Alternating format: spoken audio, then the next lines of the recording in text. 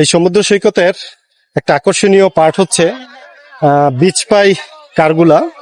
এই যে আমি আপনাকে দেখাচ্ছি, এই যে এই কারগুলা, এটাকে বিচ পাই কার বলে। এটার মূলত অরিজিনাল নাম হচ্ছে এটিপি। আর তারা এই রাইড গুলা ভাড়া দেয় হচ্ছে, আমরা কাঁকড়া বিচ পর্যন্ত যাই। কাঁকড়া বিচ পর্যন্ত যায়। কাঁকড়া বিচ পর্যন্ত কত টাকা ভাড়া নেন? এটা আওয়ার সিস্টেমে। ও, আওয়ার সিস্টেম। আমরা ঘন্টা সিস্টেমে যাই। ঘন্টায় কত টাকা? ঘন্টা 2000। ঘন্টায় 2000।